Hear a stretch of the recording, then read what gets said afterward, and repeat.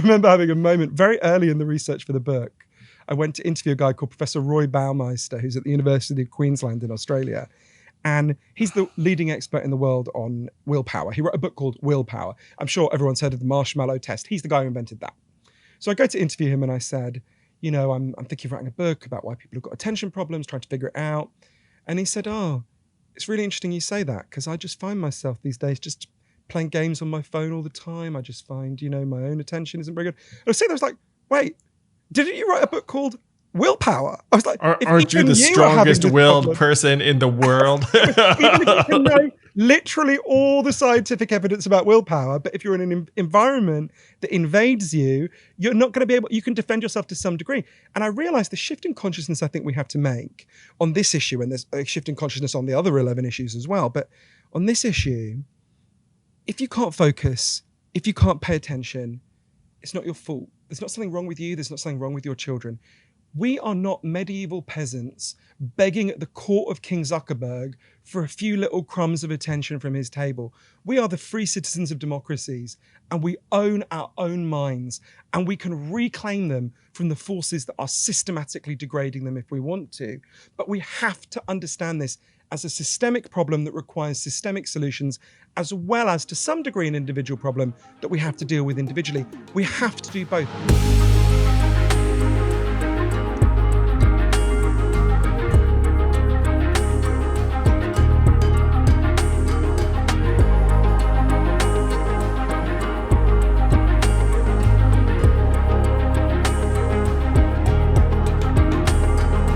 This week on Forward, the author of Stolen Focus, Why You Can't Pay Attention and How You Can Think More Deeply, Johann Hari. Love this book, love this author. This week on Forward.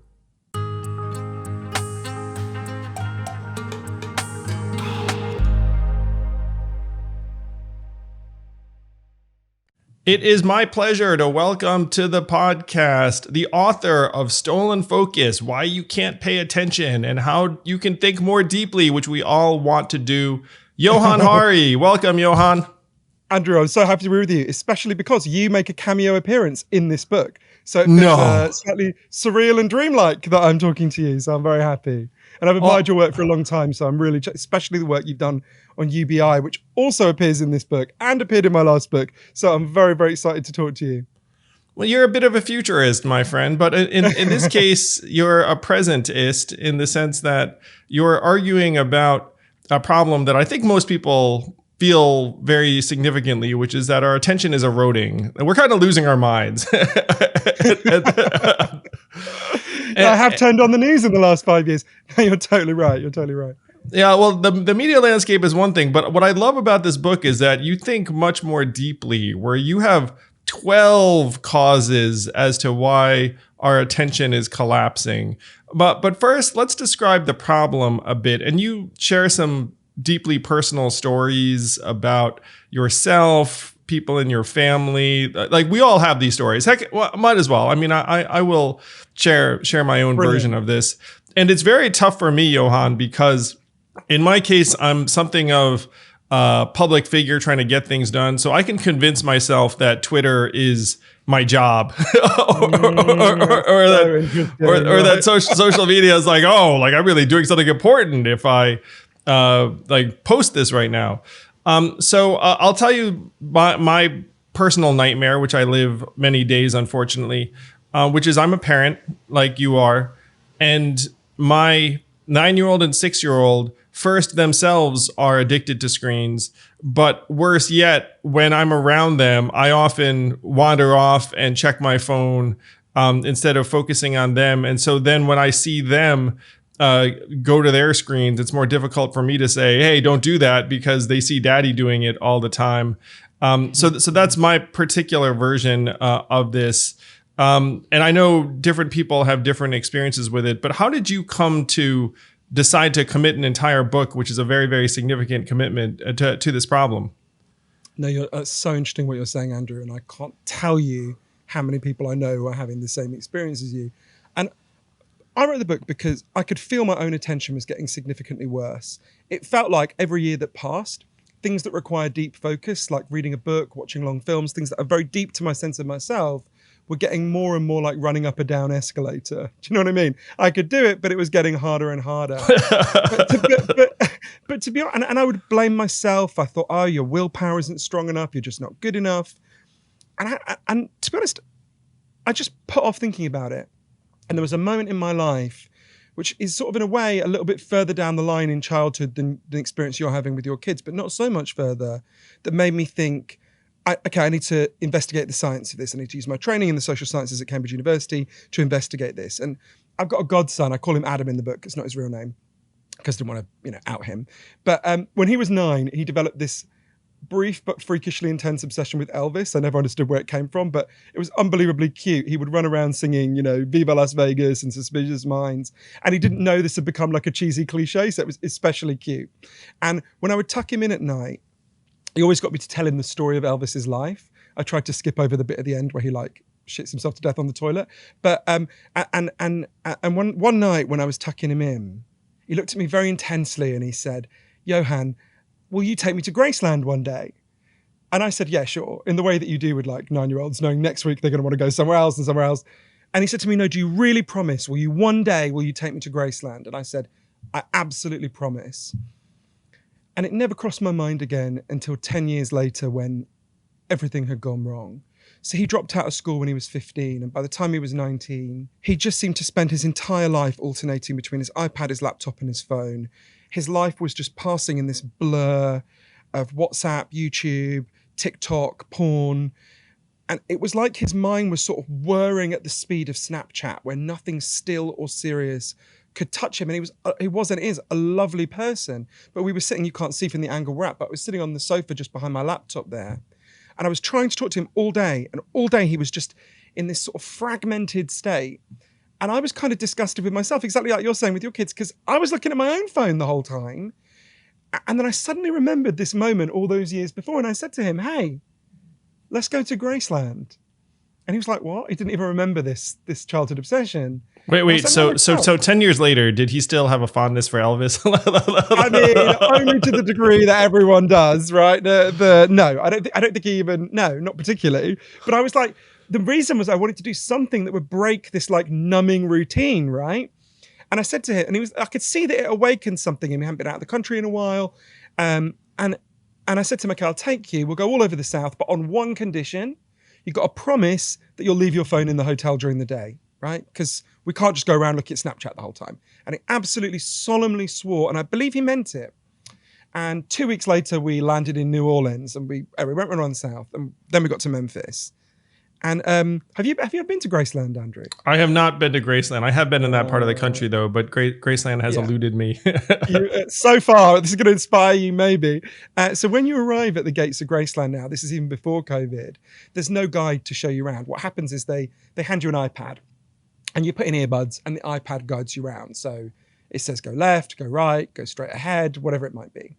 And in every room you're in, you get a digital representation of that room on the iPad and it tells you about it. So what happens is everyone walks around Graceland just staring at their iPad, right? So we're sort of walking around half an hour and I'm getting more and more tense. And I'm trying to make eye contact with someone to go, "Oh, this is funny. We're the people who traveled thousands of miles and actually looked at the place we traveled to." But the only people I could ever make eye contact with were people who'd looked away from the iPad to take out their phones and take selfies. So it's getting more and more tense. And finally we got to the jungle room, which is Elvis's favorite room in Graceland. Was, obviously. And there was a Canadian couple next to us. And the man turned to his wife and said, "Honey, this is amazing. Look, if you swipe left, you can see the jungle room to the left. And if you swipe right, you can see the jungle room to the right." And I thought he was joking, so I laughed. And then I realized him and his wife were just swiping back and forward. And I turned to him and I said, "Oh, but sir, there's an old-fashioned form of swiping you could do called turning your head, because look, we're actually in the jungle room. You don't have to look at a digital representation. We're actually there." And this couple just backed away thinking I was crazy. And I turned to my godson to go like, "Oh, God, did you catch that?" And he was in the corner looking at Snapchat because from the moment we landed, he just could not do it. And I felt so angry. And I went up to him and I did that thing that you're going to be doing with your kids soon, which is try to snatch the phone out of his hands. And I said, "I know you're afraid of missing out, But this is guaranteeing that you miss out. You're not showing up to your own life. Look at all these people. They're not present at their own lives. And he stomped off, understandably, past Elvis's grave out of Graceland. And I just stopped. I just wandered around on my own for a while. And I found him that night in the Heartbreak Hotel where we were staying. It's just across the street and down a bit. And he was by the swimming pool and he was looking at his phone. I went up to him and I apologized. And he didn't look away from his phone, but he said, I know something is really wrong, but I don't know what it is. And that's when I thought, you know what? I've got to look into this. So I ended up over the next 3 years going on a really long journey all over the world, from Miami to Melbourne to Moscow. I interviewed over 200 of the leading experts on attention and focus. And I learned that there's 12 factors, like you say, Andrew, that can make your attention better or can make your attention worse. And loads of the factors that make your attention worse are hugely increasing at the moment. And the key lesson I learned is your attention did not collapse. Your attention has been stolen from you by these big and powerful forces, so have your children's.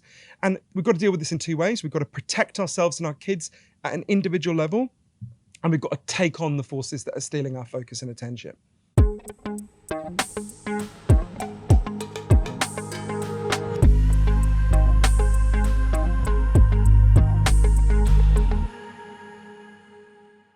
Real talk, folks. How is your mental health in 2022?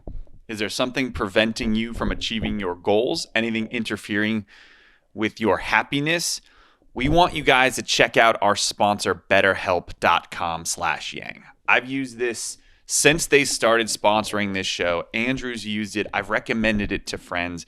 It is an easy way to assess what you need from a mental standpoint and get matched with your own licensed professional therapist. You can connect in a safe and private online environment. It's so convenient. You can start communicating in under 48 hours. It's awesome. And it's not a crisis line, guys. It's not self-help. It's professional counseling done securely online. You can talk to your counselor at any time. You can do them once a week at your cadence. Fantastic. So whether you're dealing with depression or stress, anxiety, relationships, or trauma, grief, for me, it was just getting my mindset right to operate in this, let's call it the post-COVID world, right? Everything's changed for me. It was getting on track. BetterHelp was fantastic on there. It's convenient, professional, affordable, and I want you guys to check it out. So hopefully you guys can start living a happier life today. And as a listener to this podcast, you'll get 10% off your first month by visiting our sponsor, betterhelp.com/yang. So join over 1 million people who have taken charge of their mental health. Again, that's BetterHelp, HELP.com/yang.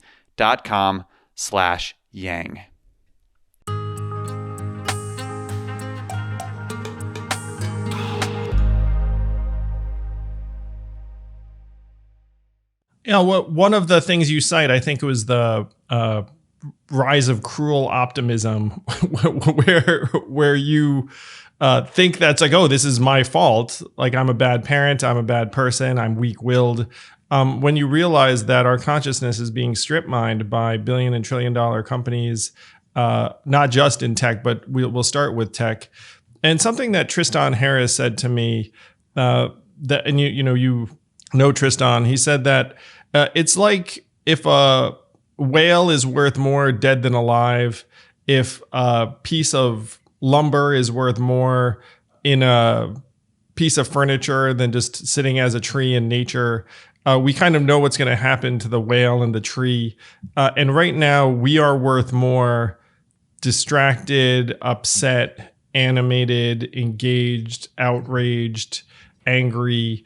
And so that's what we're going to be, because that's where the market forces take us. I'd love to inventory some of these 12 reasons, but I guess we'll start with the Big Daddy, which you devote at least a couple chapters to, and what Tristan is focused on, and what I think many of us feel acutely, which is smartphones, social media, Snapchat, the kind of apps that your godson's addicted to. Yeah, I think Tristan is one of the great heroes of our time. I was just speaking to him the other night about this. I think he's a really remarkable person, and people who don't know his work, I really recommend they look him up and listen deeply to him. No, you're totally right, because I was locked for a really long time in thinking of this as a personal failure. Basically, if you'd asked me when I started doing the research for this 5 years ago, why is attention getting worse? why is your attention getting worse? I would have said, well, basically, I'm weak and my phone came along and invaded me. And I learned that actually that's way too simplistic a way of thinking about it. But because I was locked in that initial mode, the first thing I did for the book is I spent 3 months completely off the internet. Which, by the way, I envied when you described your writing retreat in New England. I was like, oh my gosh, like who wouldn't want to do that? It was, it was there were some real lows and some real crashes where I desperately craved the rewards of social media.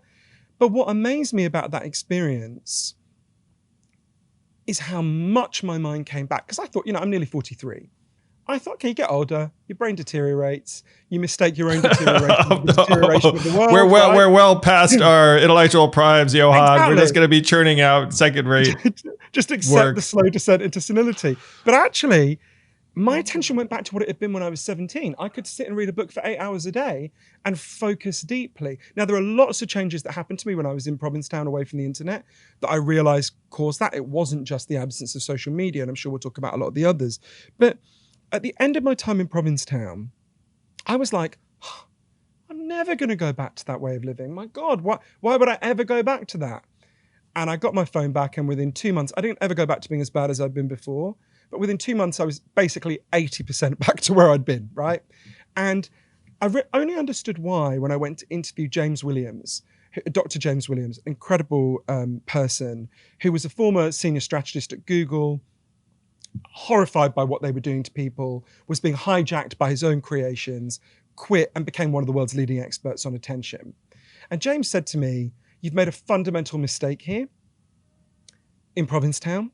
Although it was great, I'm sure it was great, he said, you've acted like the solution to air pollution is for you personally to wear a gas mask. And look, I'm not against gas masks. If I lived in Beijing, I'd wear a gas mask. There's a place for individual relief. It has real value. But he said we've got to tackle this problem at the source. We've got to deal with the reasons why our attention is being invaded. Because at the moment, it's like someone is pouring itching powder over us all day, and then they're leaning forward and going, buddy, you might want to learn how to meditate. Then you wouldn't scratch so much. To which the obvious response is, yeah, I'll learn to meditate. That's all very good, and I'm in favor of it. But you need to stop pouring itching powder on me. So but I'm making money pouring itching powder on you, Johann. Exactly. I'm making billions of dollars pouring itching powder on you. Exactly. It becomes more like a kind of saw analogy. How are you going to stop? How are you going to stop me? Sensible regulation. Pshaw. You really did sound like a Batman villain there. I was very impressed. Well, it was so interesting because obviously there's 2 levels at which you've got to tackle this. Like I said before, in my book, Stolen Focus, I go through loads of things we can do as individuals. And I want to be honest, I'm strongly in favor of individual action at a personal level.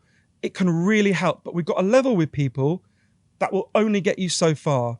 And in an environment that is, the way Professor Joel Nigg, one of the leading experts on children's attention in the world, said to me, we live in what he called an attentional pathogenic environment, one that is systematically degrading everyone's ability to pay attention. Professor Barbara Domini, one of the leading scientists in France, she's won the Légion d'honneur, their biggest civilian award, said to me, it is not possible to have a normal brain today.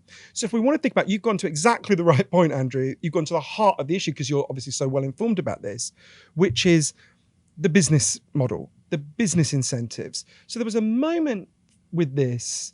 Obviously, I spent a lot of time in Silicon Valley talking to many dissidents whom a lot of people will have heard of, like Tristan, who's just such a remarkable person. I will say I disagree with Tristan on some of the stuff, because I have said to Tristan, I was like, hey, Tristan, all the stuff you're talking about is not going to work because they're making billions of dollars pouring itching powder on us. And the only way to counteract it is to put a spike in these incentives, like a stake in the heart of the beast. So one of the things I recommend in my book is require everyone to move to a non-ad supported business model.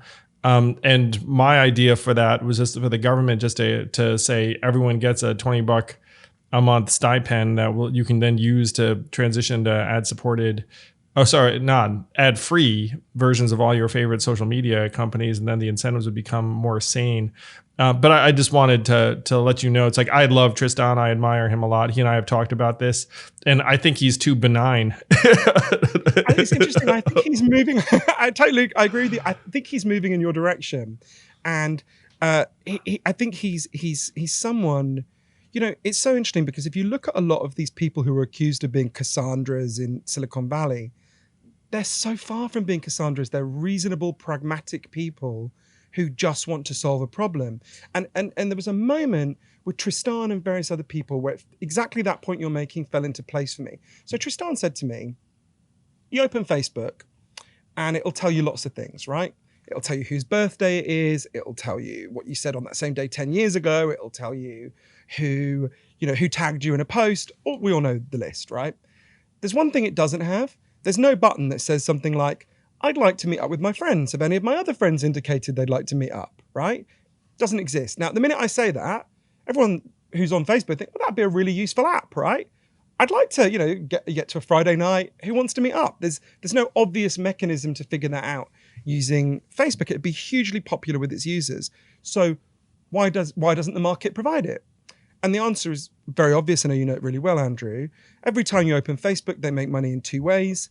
Obviously, you see ads, but more importantly, they harvest all the information you provide to build up a profile of you to sell it to advertisers. They're commodifying your attention and selling it to the highest bidder. This is crucial to the attention debate because as Sean Parker, one of the biggest initial investors in Facebook, said, we designed it to maximally invade people's attention. We knew what we were doing and we did it anyway. God only knows what it's doing to our kids. This is now, I'm sure, a familiar debate to all of your listeners. But I think what's so important is when you understand those incentives, you can see why, for example, there's no button that says, let's meet up. Because, of course, then you would go and meet up with your friend. You would look into his face. That'd be 2 hours off of Facebook. Exactly. Guaranteed. Exactly. All of the interaction they want is through their app. And of course, that's only going to become more and more extreme as they move towards the metaverse and the other sort of slightly It's funny. There's a guy called Jaron Lanier, who I think you probably know. He's been on the pod. Jaron Lanier is amazing a technologist, guru and genius. Yeah. Great, a complete guru, like almost literally a guru, I think. But he said to me, he used to be a consultant on loads of dystopian movies like Minority Report, but he stopped doing it because what he would do is he would design some horrific technology that was his idea of a nightmare. And then loads of people would watch it, technologists, and go, that's a great idea. How do we make that? And he was like, no, this is not what I wanted. So you're absolutely right. When you tease out the implications of social media, there's a historical analogy that I think really helps us to understand what you're proposing. So you'll just about remember this, Andrew. I vaguely remember it from my childhood. It used to be perfectly normal, in fact, the standard, for people to use leaded petrol in their cars, leaded gasoline in their cars, and for people to paint their homes with leaded paint. And it was known, going way back to ancient Rome, that exposure to lead really harms your brain. In fact, scientists by the 1920s were warning that leaded gasoline would cause a disaster for people's brains, but the lead industry funded an enormous machinery of lies and denial, fake science. We all know that model from the climate crisis, to deny it and deny it and deny it. But by the time you got to the late 1970s, the early 1980s, the evidence that exposure to lead was damaging children's brains, and particularly their ability to focus and pay attention, was absolutely overwhelming. And so what did we do? We didn't ban lead. We didn't ban paint. You can see my apartment is painted, right? I can see yours is. I can see cars going past. Yeah, we just switched to unleaded gasoline and lead-free paint. We dealt with the specific element. And this to me is so important because the way the tech industry wants to frame people like you and me and Tristan is they want this debate to be framed as pro-tech or anti-tech, right? And if it's framed like that, firstly, it's not true. But secondly, it just induces fatalism in people because they're like, well, I'm not going to join the Amish. I'm not going to give up my devices. So I guess we just have to be pro-tech. The question is not, are you pro-tech or anti-tech? The question is, what tech working in whose interests? With what effects? And so we can have, just like we have all the benefits of paint, but not lead paint, we can have the benefits of social media without them being designed maximally to hack our attention. It's exactly the shift you suggest. Asa Raskin, who I think you probably also know, invented a key part of how the internet works. His dad, Jeff Raskin, invented the Apple Mac for Steve Jobs. He said to me, look, step one of the solution is really simple. You've got to ban the current business model, just like we do not allow leaded paint. Yes. You just say you are not allowed to have a business model that is based on identifying the weaknesses in people's attention, hacking them, and selling their attention to the highest bidder. You just forbid it. And I remember, because I was at an earliest, I knew much less about this debate then than you do now. I said to Asa and lots of the other people who proposed this, okay, but let's say we do that. What happens the next day when I open Facebook or Twitter, and does it just say, sorry, we've gone fishing? And he said, of course not. What would happen is they would move to an alternative business model. I love your way of incentivizing it. But the key thing to understand about the alternative business models is why that leads to a different effect on your attention. So let's think about two possible alternative business models that everyone listening has had experience with.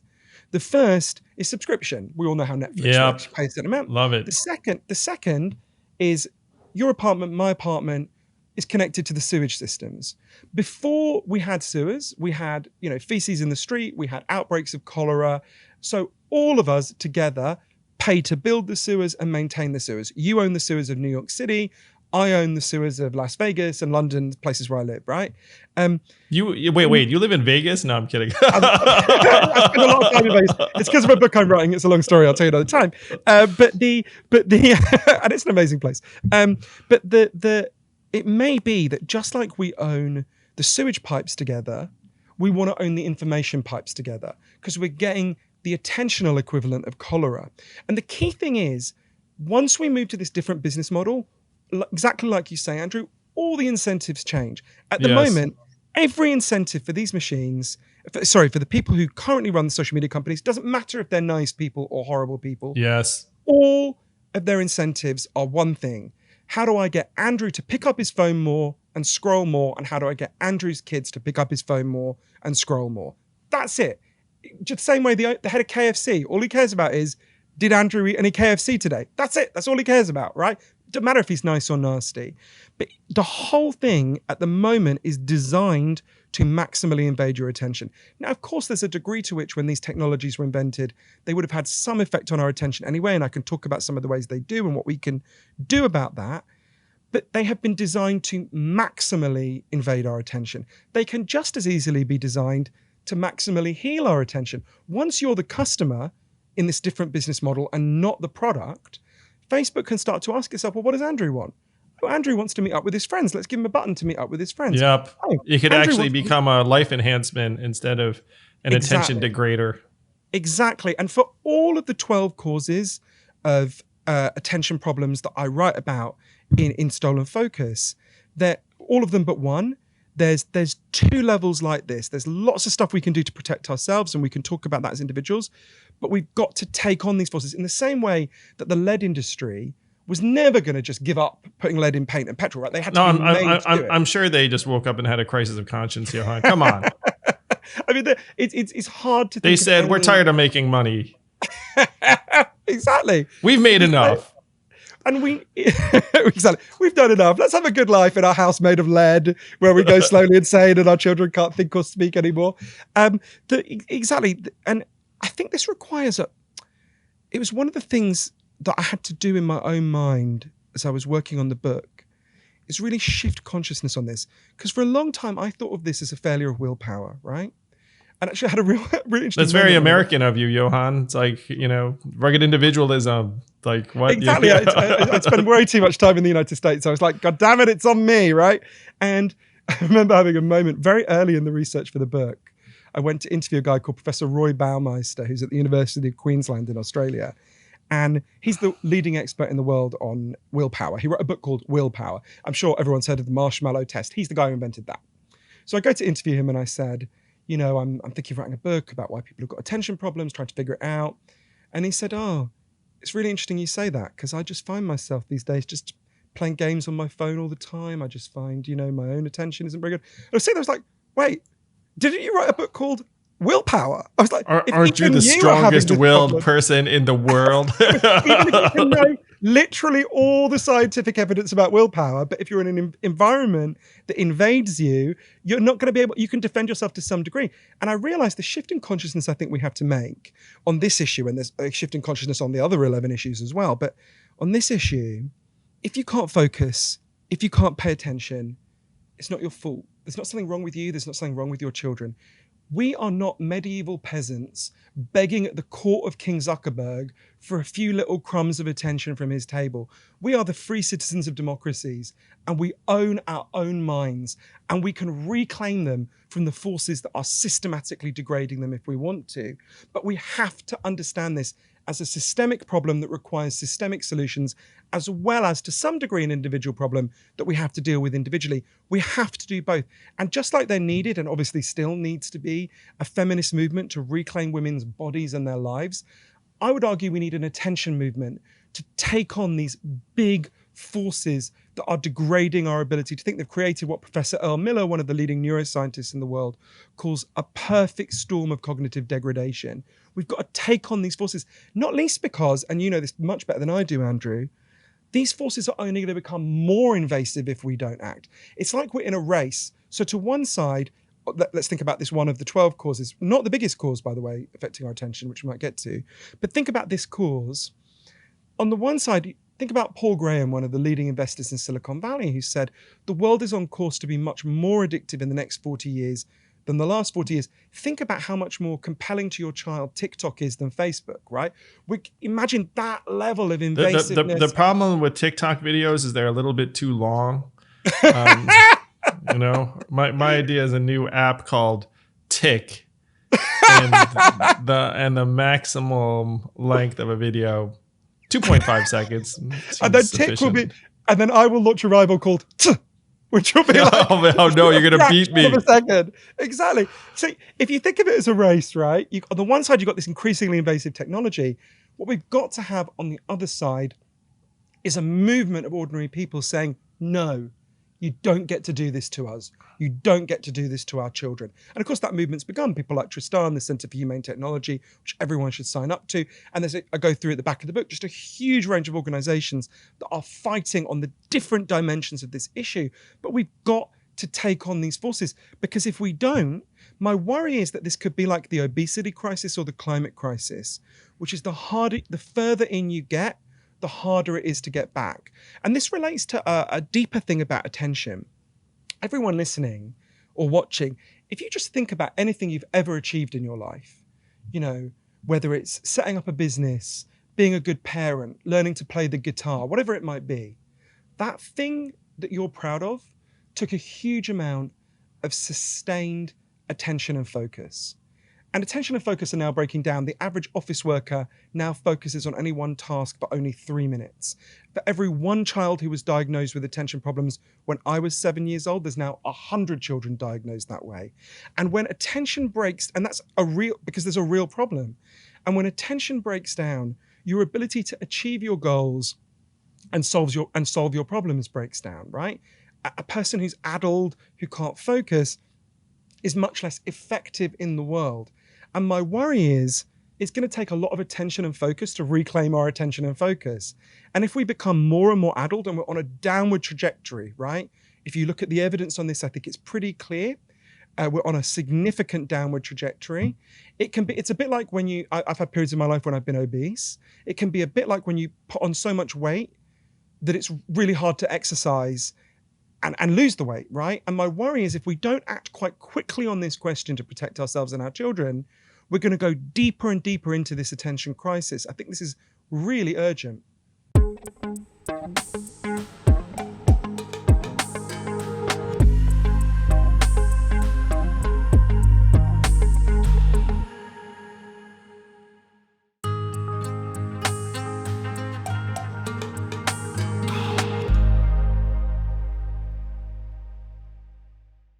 So the main detriment is that in the US, the government doesn't care what we think or what's good for us. You know, I mean, that's like the fundamental problem. That's a pretty big problem. I will agree with you. That's a big issue. Yeah. Yeah. They don't understand technology either. Their resources on these issues are generally the tech companies themselves.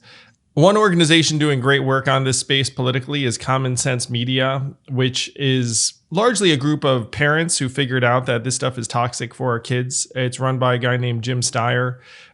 So there is, and the data, by the way, is like if you ask parents, hey, would you want common sense regulation on apps so that our kids' brains aren't fried? Shockingly, most parents are like, heck yes. But the parents feel right now to completely outgunned. They're largely ignored by Congress. So one of the approaches I've taken, which you might appreciate, Johann, is this is a very American argument. And it's also very me, which is to say, look, our data is ours. We should not allow these companies to essentially sell and resell it for hundreds of billions of dollars for their own benefit. We should get some of that money. Or we should say we can turn it off. And there is some legislation in California that inaugurated a new consumer data protection agency, and we want to replicate that nationwide. So if you are someone who lives in a state other than California, you should be yelling at your state legislators, hey, why do Californians have data rights that we don't have? I started something called the Data Dividend Project, trying to get people paid for their data, which you can, and when listening to this, can look up or join. Now, the short-term way to get people money is successful lawsuits against tech companies, which most people don't hear about, but Yahoo and Facebook and TikTok are paying tens of millions of dollars for screwing up with people's data. And then, no individuals might get $60 or $80, but hey, it's that's like a beginning. Because my thought on this is that if you can get people excited about their own data rights and possibly getting paid for them, then you can catalyze more popular excitement around trying to beat back the tech companies. But there does need to be legislation. There does need to be a movement. The problem for us here in the US, Johann, is that you can have a movement and it just falls on deaf ears in DC, in Congress. Another thing I've done to try and make these things happen is I've started hiring lobbyists on Capitol Hill who are just like, hey, you know what people would like? Child tax credit. They really love that thing. Hey, you know what people would like? Some common sense restrictions on some of these social media apps so that their kids are more sane and healthy. So I'm working it, but you should know I completely endorse everything you're saying, and we need to go further and upend the business models of these companies because everything else is going to be a half measure. I think what you're doing is so important, and I write about it in the book, and I'm passionately in favor of it. I think there's another level at which your work can help us to solve another aspect of the attention crisis, if you're right for me to talk about that, because, and it's another place where you have a cameo in the book. So I think the way into understanding it is to go back, whatever it is, 18, 19 months now, to the start of COVID. So when lots of us realized we were going to be shut away in our homes, many people, I remember loads of people saying, oh, I'm going to be shut away at home for ages. I'll finally read War and Peace. I'll learn French. People had these big, ambitious, attention-based projects. And no one read War and Peace and no one learned French. You know what we did do, Johann? We did watch Tiger King. Well, that was like a horrific fever dream as far as I'm concerned. But the Googling of terms like, how do I get my brain to focus, increased by like 300%. That's interesting. If you want to understand why, I think if you understand why people found it so hard to focus under COVID, it leads to one of your big and best and most brilliant issues. I interviewed a woman called Dr. Nadine Burke-Harris, so I think you might know. She's the Surgeon General of California. Yes, ACE, the trauma research. She's brilliant. A complete hero. One of the most remarkable people I've ever met. Yes. People who don't know Nadine, I really recommend people look her up and look up her work. She's an extraordinary person fighting for some of the most vulnerable people. And Nadine explained to me when I interviewed her, stress this was pre-COVID, so I'm interpreting it in light of COVID. She wasn't doing that. She said to me, look, imagine one day you're walking down the street and you're attacked by a bear out of the blue and you survive. In the weeks and months that follow, something involuntary will happen to your attention. You will become more vigilant. So it'll be harder for you to focus on things directly in front of you like a book, because a big part of your mind will just be scanning for risk and danger. It's completely involuntary because something attacked you out of the blue. So your mind is just like, geez, what else is going to attack me out of the blue? Okay, now imagine you were attacked by a bear again. You might well flip into a state called hypervigilance. Hypervigilance is when you cannot focus on the thing in front of you because you are so anxious about what might just hit you out of the blue. I just want to say, if you get attacked by bears twice, Yeah. Then you're being careless. What's the thing Oscar Wilde said? Once is a misfortune, twice begins to look like carelessness. I agree. It's like are you like walking around bear territory with like a stake attached to your back? Actually, this reminds me of. So I'll finish this point about stress and about vigilance in a minute. But it reminds me of one of the worst things I've ever witnessed in my life, which is I once gave a speech in Banff, and I was in a place where there are bears, so they give you bear spray. It's like mace you spray into. I mean, no one had ever been attacked by a bear, but just in case, as you're walking around, they give you bear spray. But there was someone there who didn't speak English very well, and she misunderstood it, and she thought bear spray was like bug spray that you spray it on yourself. No, she sprayed it into her own face. It's designed to stop a bear, and she sprayed it into her own face. It was horrific. Anyway, so set aside that horrific image. So if you're attacked by a bear again, you will likely go into a state called hypervigilance. And hypervigilance is where you cannot focus on the things in front of you because you are scanning for risk. And a wonderful child psychiatrist in Adelaide in Australia said to me, deep focus and attention are a really good strategy when you're safe. Sitting down and reading a book is great. You'll grow, you'll learn more. Deep focus is a very stupid strategy if you're in danger, right? You want to be looking out for risk if you're in danger. You'd be a fool if you sat at the Battle of the Somme and read a novel, right? So we can focus best when we feel safe. One of the things, well, I think in COVID we couldn't focus because we were scared of the virus. We were scared that our lives had been profoundly upended. We didn't know what was coming next. We're in this bizarre situation. But I also think it helps us to understand another factor that's been undermining attention for a long time, which is financial insecurity. There's evidence the more financially insecure you are, the more you struggle to focus. And it's a bit like the bear attack. If you've ever been broke, and I have, and there'll be lots of people listening who have, one thing going wrong can screw you, right? One financial setback, one flat tire, one unexpected bill. Yeah, totally. Exactly, as you talked about so brilliantly during the campaign. So you can see that we're flipped into this mode of hypervigilance. And the reason this is so important is in Finland, as you know much better than I do, they did an experiment with a universal basic income where they chose a group of people at random and they gave them, I think it was $750 a month. And there were many interesting results, all of which your listeners don't need me to tell them about because you're far more articulate on this than I am. But there was a really interesting one. I interviewed Professor Olavi Kangis, who did that research, was in charge of monitoring the outcomes. One thing they found was a really significant improvement in people's ability to focus and pay attention. If you give people a baseline of security and stability, they are safer and they can attend more to what's in front of them. And they're less vigilant. There's other interesting research on this. There's a guy called Sendil Malal Nathan. Professor Malal Nathan did this research that reinforces this point. He studied Indian sugarcane farmers. And basically, because it's seasonal, at the start of the season, they're broke. They've burned through their money from the previous season. They're broke. And then at the end of the season, they've got much more money.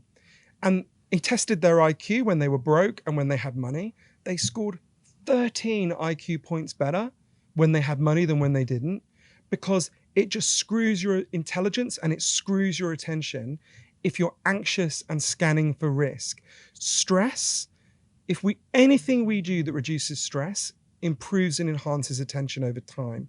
Another is the increasingly invasive technology and some of the effects that it has on us. There's also a whole range of, obviously, 10 other factors. Oh, let's do the inventory. We don't have to go through all 10 list style, but some of the others are nutrition, exhaustion, pollution. But yeah, just because I'm sure for most people going into this, they were like, okay, this is a tech thing. But it is much bigger than that. That was what surprised me. In a way, I started to think about the tech in relation to the other causes, because I started to think of the technology as like a virus, right? It would have been potent at any time, but it arrived at a moment when our collective immune system was already down, because there had already been a big series of changes that were profoundly damaging our ability to focus and pay attention. I'll give you two very quick examples. We sleep much less than people used to. We sleep an hour less than people did in 1942. Children sleep 85 minutes less than they did a century ago. And when children don't sleep, they become manic. The last quarter of the book is all about children and what's happened to them. And I spent a lot of time interviewing the leading experts in the world on sleep. And there were so many chilling moments on this, but one was with a guy called Dr. Charles Seisler. Have you ever spoken to him? If not, I really recommend having him on your show. Oh, I'll intro you if you want. A completely amazing man. And he did a series of experiments that really haunted me. So one of the things he discovered is if you stay awake for 19 hours, which really doesn't sound like much to me, your attention becomes as bad as if you had got legally drunk. If you just go for 9 days, only sleeping 6 hours a night, your attention becomes as bad as if you were legally drunk. I'm pretty sure I did that on the presidential, but continue. You were all drunk, right? Exactly. I can't imagine the horror of that. And he did this experiment where they combined two forms of technology. They put people in a machine it scans your eyes and sees what you're looking at, and it scans your brain to see what's happening there. And what he discovered is when you're tired, and you don't have to be that tired, literally whole parts of your brain have gone to sleep. The technical term for this is local sleep because it's local to one part of the brain. So you appear to be awake, but you are half asleep. And this is because I obviously want to explore this a lot, and I go through it a lot in the book. But Professor Roxanne Prichard, a brilliant person at the University of Minneapolis, where I interviewed her, explained to me the key reasons why. When you're sleeping, your brain is repairing itself. It's cleaning itself. Your cerebral spinal fluid channels open up. They're rinsed through with a watery fluid that carries out all the metabolic waste, which she calls like brain cell poop, that builds up throughout the day, carries it down to your liver and takes it out of your body. If you don't sleep, your brain does not repair properly. And so it's literally impaired. And she explained, of course we evolved so that you could sometimes go without sleep. We wouldn't be able to raise children or escape hurricanes if we couldn't do it sometimes. But when you don't sleep, your body interprets that as an emergency. And it puts all sort of emergency measures in place. It stops you thinking about other things. It lowers your cognitive ability. It raises your heart rate. It raises your blood pressure. It makes you crave more sweet snacks. So that's one example, right? We sleep. Dr. Seisler said to me, even if nothing else had changed, even if all that had happened is that us and our kids sleep much less, that alone would be causing a really big attention crisis.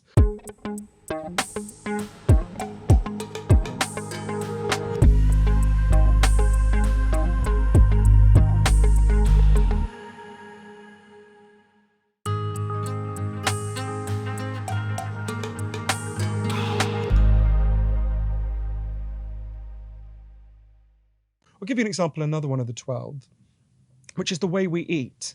And I interviewed a lot of people. There's this fascinating new movement called nutritional psychiatry of people who are studying the effects of the way we eat on our brains, depression, anxiety. I talk about this a lot in the book, and I interviewed many of the leading figures. And if you want to talk to any of them, Andrew, I can introduce you because they're totally fascinating people. But this has a particular effect on our attention. There's 3 ways in which the way we eat at the moment is, and I include myself, but you can't see this, but there's a KFC box literally behind my laptop. So I don't say this with any sense of superiority. Well, one thing I was going to joke about, Johann, is that at this point you've been broke, obese, and attention starved, and so I'm like a character in like a 1930s melodrama. You know those black and white films starring Barbara Stanwyck. I had a real low point in my life related to KFC. Remind me to say the other things about food in a second. But in 2009. On Christmas Eve, it makes it even sadder. 2009, I went to my local KFC, which was in a part of East London called Brick Lane. And I went in there, and it was lunchtime, and I said my typical order, which is so disgusting I won't even repeat it. And the guy behind the counter said, "Oh, Johann, I'm really glad you're here. Wait a minute." And I was like, "All right." And he went off behind where they fry the chicken, and he came back with all the other people who were on duty that day, and they'd got a massive Christmas card in which they'd written to our best customer, and everyone who worked there had written me like personal messages. And one of the reasons my heart sank is I thought, this isn't even the fried chicken shop I come to the most. This is like my second favorite. And I never went back, but because I was so horrified. But like 2 years later, I bumped into that guy in the street, and he said, "Oh, Johann, you never came back. We just assumed you died of a heart attack." I was like, "Oh my God, what's happening?" Anyway, so this diet, this standard Western diet that most of us eat, it affects our ability to focus and pay attention profoundly in 3 ways. The first is, let's say for breakfast you have, I don't know, white bread, or you have Frosties, or whatever it might be. Pop-Tarts. Exactly, Pop-Tart. Oh my! Even the words Pop-Tarts has given me such an intense craving. I can't tell you, but I'm going to fight through it. What that does, and Pop-Tarts in particular, actually, is and I learned this from Dale Pinnock, who's one of the leading nutritionists in Britain, is it releases a huge amount of energy really quickly. So you feel great. You feel like you've woken up, but then an hour later, your energy, you're sitting at your desk or your child is sitting at their school desk, and your energy will just crash. It will slump, and you'll experience brain fog where you just can't get your head to work properly until you have another sugary, carby snack. And so at the moment, the Western diet puts us on a kind of constant roller coaster of mental energy spikes and mental energy crashes. And we're often in a state of brain fog. The way Dale Pinnock put it to me is it's like we're putting rocket fuel into a Mini, right? One of those little British cars from the 70s. It'll go really fast for 5 minutes and then it'll just stop. But when you eat a diet that releases energy steadily throughout the day, which is of course what humans evolved doing, your energy will be much easier to apply. There are two other quick ways in which it affects your ability to pay attention, the way we eat. One is that for your brain to develop and function fully, you need certain nutrients. And our diet is chronically lacking many of those nutrients. There was a really interesting study in the Netherlands where they got a bunch of kids, I think it was 130 kids, and they split them into two groups. And one was assigned to basically cut out the shit we eat and just eat healthy stuff. And the other was, carried on eating the kind of standard diet. And the group that shifted to the healthy diet, that 70% of them had an improvement in their attention, and the average improvement was 50%, which is remarkable. So that's one element. We're not getting the things we need for our brains to develop. The other is it's even more disturbing, which is the food we, and particularly our children, eat contains chemicals that act on us like drugs. There was a study in Britain, in Southampton, in 2007. They took 297 kids and they split them into two groups. One group was given just water to drink, and the other group was given a cocktail, not an alcoholic cocktail, so that would be weird, a cocktail of chemicals, basically, that are in the kind of food that we give our kids all the time. Stuff from the supermarket, M&Ms, candies. And the kids given the cocktail of chemicals were significantly more likely to become manic, to act up, to have attention problems. So you can see across the board, the way we're eating is damaging. And again, it's tempting to think of that in an individualistic way, that, this is just a personal failing. And of course, there are things we can do as individuals. No. I mean, again, they're these billion-dollar companies that are just like, hey, like I can make a bit more money. My food's a little bit more addictive. Exactly. It's a little bit cheaper. It stays on the shelf longer. And we're locked in that machinery. More 18-month-old children know what the McDonald's M means than know their own last name. Johann, one of the things that blows my mind as a parent, well, first, my kids love McDonald's. But second, things are the same price now that they were when I was growing up. And I was like, wow, like how the heck do they still make this stuff happen for so little? You go in there and like you could get, a Happy Meal for like a few bucks, like the whole thing. It's wild. I grew up on that stuff too. And if you were financially struggling, be like a million times easier to get your kids a meal at one of these fast food places than try and get some fresh produce, especially because there are food deserts all over the country in terms of fresh food. If you don't have money, McDonald's is much easier. But also, if you're stressed, you crave that food much more. It does relieve stress in a strangely way. Yeah. That's why they call it comfort food. Exactly. And if you're tired, you crave that food more.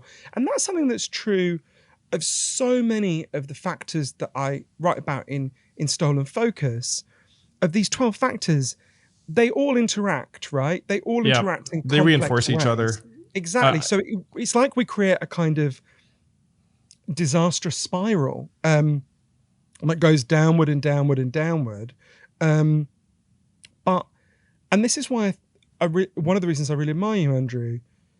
It's very easy when there are people living in drainage tunnels beneath Caesar's Palace, when there are people who have diabetes who don't get insulin in the United States, when we can't agree on the most basic things, it's very tempting to get into a mode of fatalism, right? Like I wrote a book about addiction called Chasing the Scream and the War on Drugs because we had addiction in my family. And in one of the things I explain in the book is I explain what causes addiction, but also I explain the countries that solved addiction crises, that had enormous addiction crises and solved them. Like, and I know you've talked about this, Portugal, where they decriminalized all drugs and took all the money they used to spend on shaming people, punishing them and putting them in prison, and they spent it all on helping them, and they went from having the worst drug problem in the European Union to having the lowest drug problem in the European Union, and an enormous fall in overdose deaths. And I would go around the United States and I would talk about that, and people, even quite conservative people, would say, when they heard the argument and they listened to the stories I present in the book and they see the scientific evidence from Portugal, they'd say, you're absolutely right, and it will never happen here. There is a deep fatalism. And one of the things I love about you is our job is to be hope mongers. And one of the reasons I'm hopeful, when people say, let's think back about tech, right? Very often people will say to me, and people have been saying to me as I talk about the book, yeah, you're right about these factors. You're right about everything, Johann. I wish everywhere I go, people just say, yeah, and you're right about everything. Sadly not. I mean, you're right about this, that's for sure. But then they say, hey, this will never actually get addressed. It will never happen. And when I say that, I think about some specific people, and I'm happy to talk about plenty of them, but I'll just tell you two people very close to me. I urge people to think about their own families. I think about my grandmothers. So my grandmothers were the age I am now. I'm 43 in a few days. They were the age I am now in 1963. One of them was a working class woman in a Scottish tenement, a kind of very poor, housing, like a housing project. And one of them was a Swiss peasant woman living in a wooden hut on the side of a mountain in Switzerland. Both my grandmothers left school when they were 13, when the men in their family stayed on longer, because no one gave a shit about girls learning anything. My Swiss grandmother was brilliant at drawing and painting. They told her to shut up and get into the kitchen and put it away. My grandmothers, when they were the age I am now, they were not allowed to have bank accounts because they were married women in their own name. They were not allowed, my Swiss grandmother wasn't allowed to vote. It was legal for their husbands to rape them, as it was legal everywhere in the world for men to rape their wives. It was in practice legal for men to beat the shit out of their wives because there was not one domestic violence refuge anywhere in the world. Men controlled literally everything. There was not a company, not a country, not a police force that was controlled by women. And there never had been, apart from a few hereditary monarchs, right? And I think about how enormous the power structure that faced them was and how it profoundly thwarted their lives, right? My grandmothers were incredible people. They were good, kind, intelligent people, and they never got to have the lives they should have had. And then I think about my niece, who's 17, who sadly never knew my grandmother, either of my grandmothers. But my niece loves to draw. And when my niece loved to draw, we didn't say, shut up and get into the kitchen. We said, hey, let's look up art schools. Now, I do not want to underestimate how much further we've got to go, how deep the fight against misogyny is. I'm very conscious of how irritating it is for a man to mansplain this. But we have led to an astonishing transformation. There's been an astonishing transformation as a result of the feminist movement. And when people say to me, oh, we'll never win against these forces, I always say to them, however powerful big tech is, however powerful the food industry is, however powerful all these other forces that I write about in Stolen Focus are, they ain't 100th as powerful as men were in 1963, right? Men controlled everything, literally everything, right? And always had done. So there are incredible changes that are possible when we organize exactly in the way you're doing and the way so many other people are doing, and we fight back. And a big part of our job is explaining to people they want you to feel powerless and without agency. You are incredibly powerful. The people I've got to know all over the world who created it, I'll give you one other example. When I get pessimistic, and there are days when I feel pessimistic, I think a lot about someone I'm sure most of your listeners know about, a good friend of mine named Andrew Sullivan. So in 1994, Andrew was diagnosed as HIV positive. It was the height of the AIDS crisis.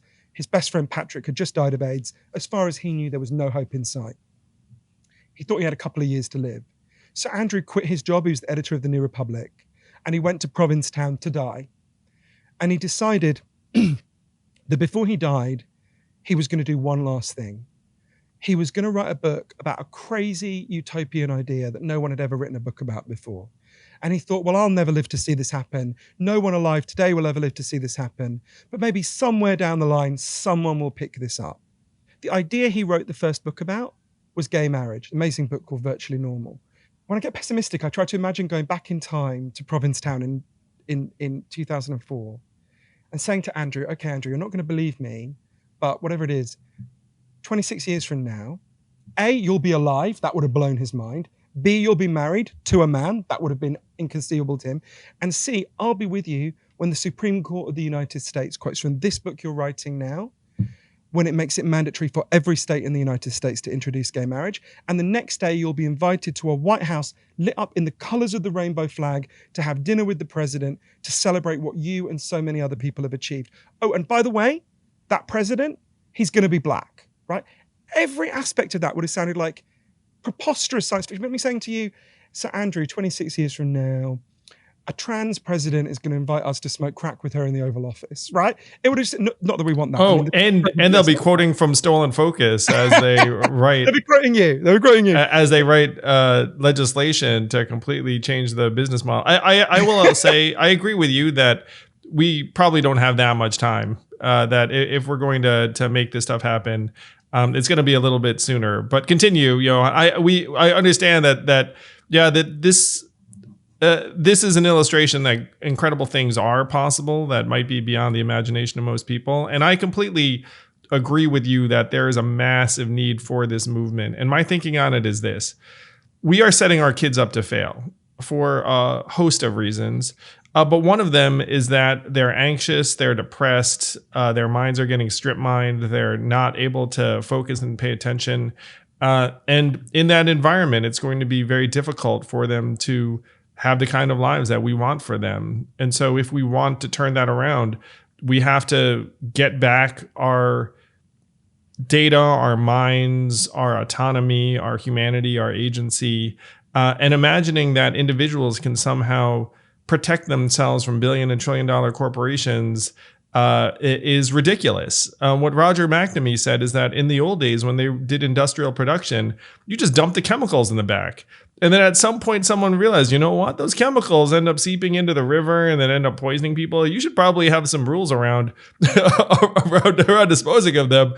The same thing's happening right now with these tech companies and social media apps and the rest of it. It's like, okay, we get it. These things are part of our lives, but there's no reason why we have to accept the equivalent of the chemical spill and say, well, I guess now our kids are going to be anxious and not able to concentrate at all.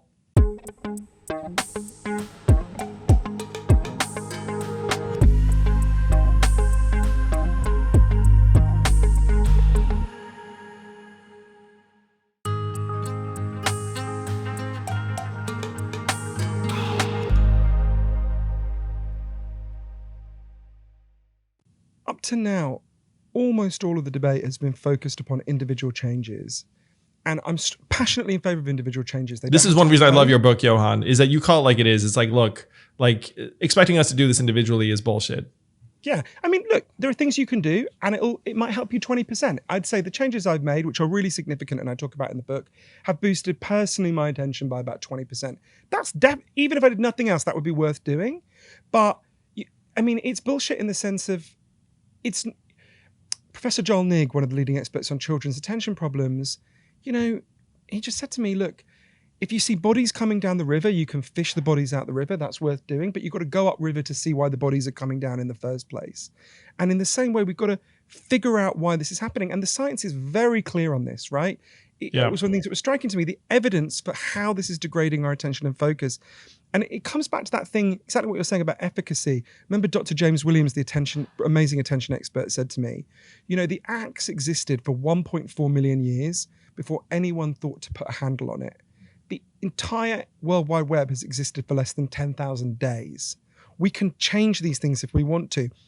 But I think you just said something before, Andrew, that was so important as well about children, because there's been an extraordinary rise in children struggling to focus and pay attention. And I don't think it's a coincidence, and this is very relevant to the current COVID debate as well.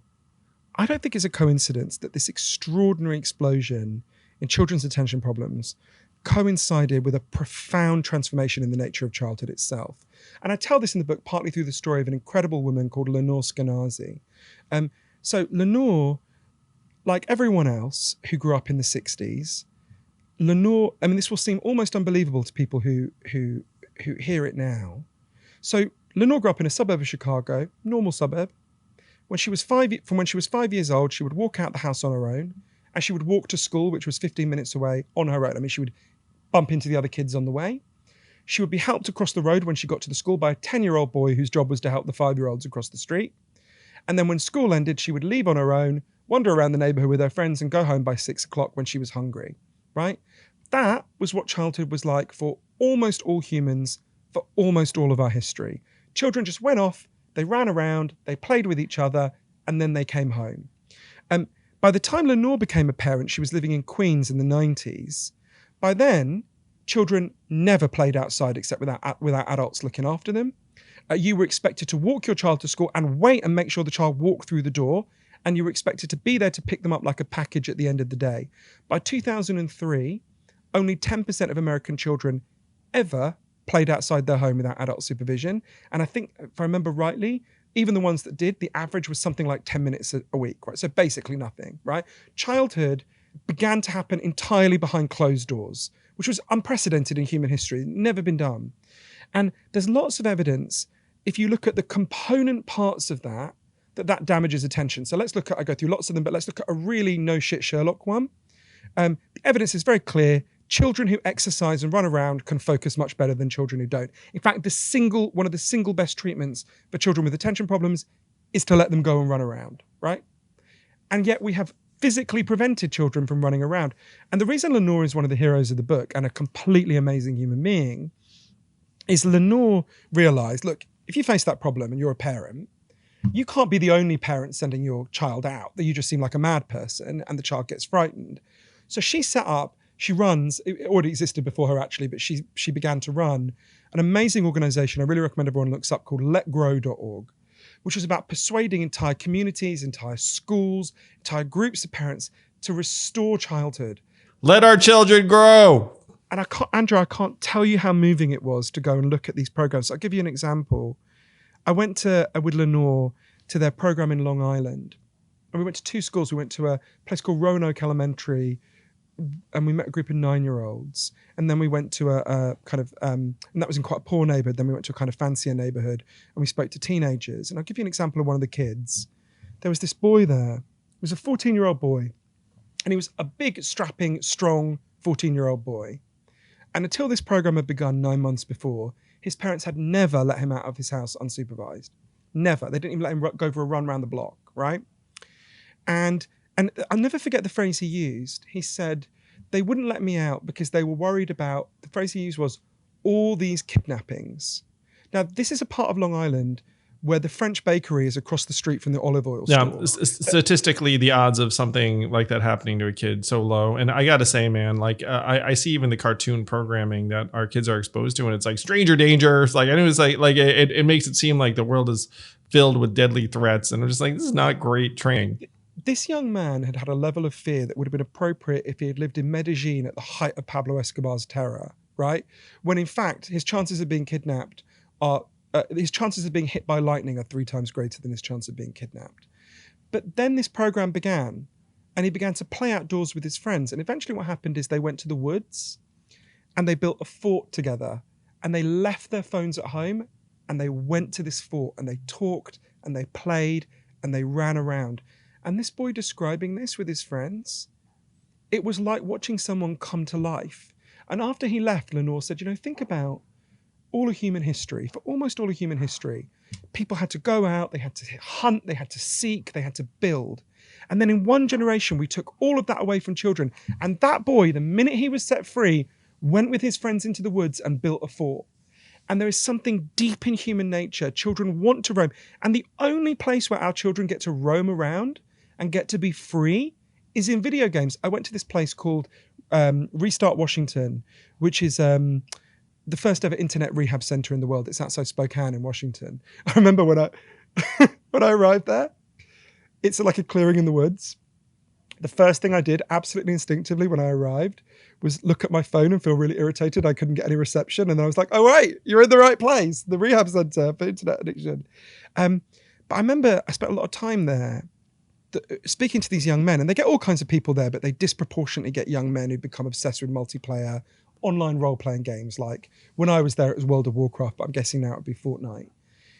And it was so interesting talking to these young men. Some of them also became obsessed with porn. And it was so interesting because I realized that afterwards, talking to Dr. Cash, who runs the clinic, that they're getting something out of these games. And Dr. Cash said to me, you've got to ask yourself what they're getting. They're getting the things they used to get from the culture, but they no longer get. They're getting a sense that someone sees them. They're getting a sense that they're physically roaming around and exploring. They're getting a sense they're good at something. A big part of the book is I talk about we have a school system that makes people feel incompetent, right? That trains them for meaningless tests, which ruins your attention, and makes, in particular, boys feel really incompetent, like they're not good at anything. And so how can we be surprised our kids are obsessed with playing video games if the only way they get to roam around and explore? It's a world of achievement and status and relationships and identity. And then, the real world is not providing those things in the same way. Exactly. I think you put it better than I could. I think that's exactly true. And so there are all sorts of things I think we need. If we're going to have a movement to rebuild attention, there are many goals we could have. And I propose, about 15 possible ones we could think of. But for me, the top of the list would be ban this business model, surveillance capitalism, restore childhood. Every school should have a Let Grow program. And we need to really deeply restore childhood. And I think, again, these things cut across left and right. I think I've written the only books that have ever been praised by Noam Chomsky, Hillary Clinton, and Tucker Carlson. And the third, I would say, is move to a 4-day week. Because I went to... Yes, we love the 4-day work week. I know there's a big overlap between our interests here, but it was fascinating because I went to a place in Australia. This is another person who'd be great for your podcast, the guy who did this. Sorry, not in Australia, in New Zealand. Oh, people in Australia will be very angry at New Zealanders. Sorry. It's like when you confuse Canadians for Americans. I went to New Zealand to see an incredible experiment that had been done in this. There was a guy called Andrew Barnes who'd had an experience of just extremely overworking all throughout his 20s and 30s, being exhausted. He'd done that in Britain. He left and went and became very successful in New Zealand and Australia. And then he was running a very successful business called Perpetual Guardian that runs wills and trusts. And he just wondered if he read a load of research that showed that the average worker only focuses on their work for about 2 hours a day. And the rest of the time, they're just sort of not in the zone, right? And he thought, well, one of the reasons might be that they're exhausted. People are chronically overworking in our culture. So he decided to do an experiment. He just announced that he was moving his entire company from a 5-day week to a 4-day week for the same amount of money. When he announced it, his head of HR literally fell over. But they did it. And I went and interviewed everyone who worked in their offices in a town in Rotorua, which is in New Zealand. It's a very nice town, but it smells weirdly of farts because they've got some issue with sulfur. Anyway, very nice place otherwise.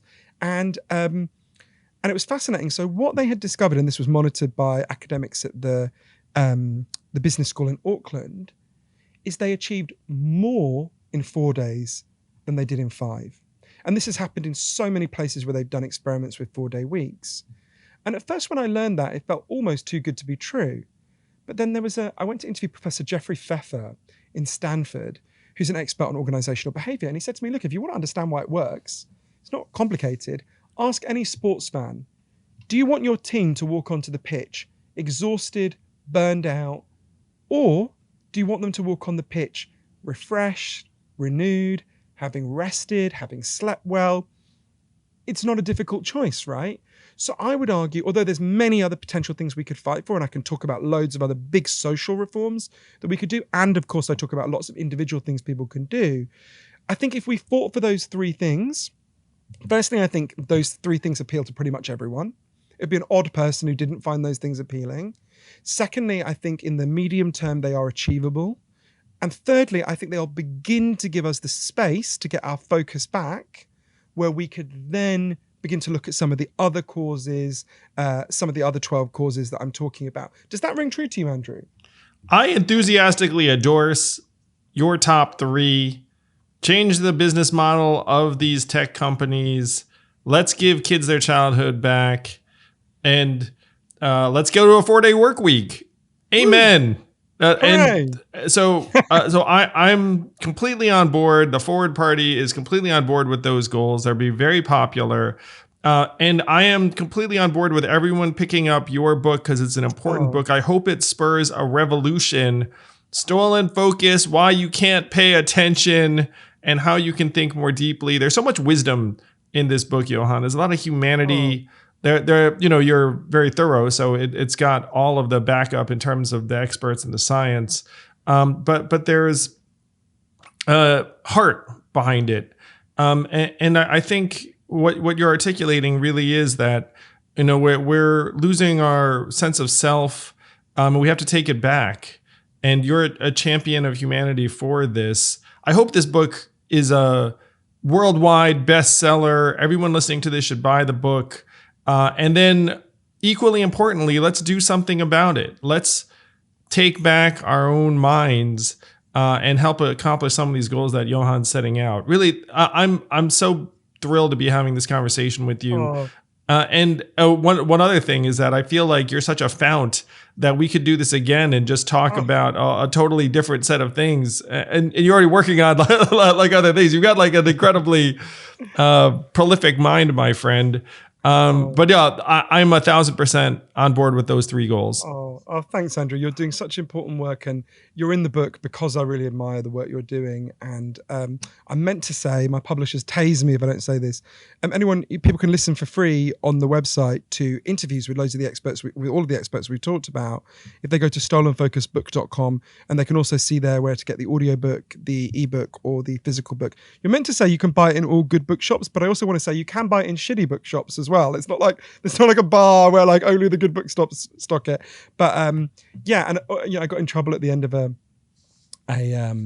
interview a while back because at the end of it they said to me, what's your social media? They said what's your Twitter, and I said it even though I don't look at it very much. My assistant does. I tell my assistant what to do, what to tweet.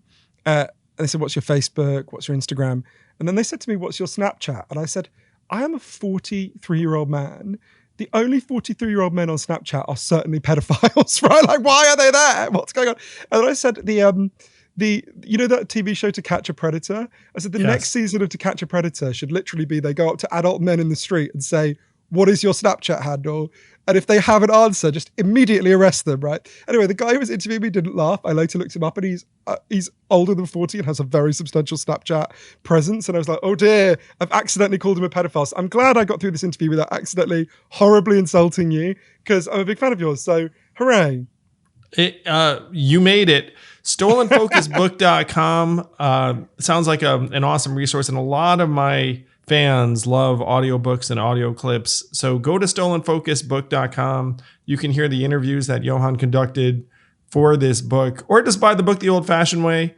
But I'm a huge admirer of this man and his work, and we should support him in any way we can. Buying a book's the least we can do. Am I right, people? I'm right.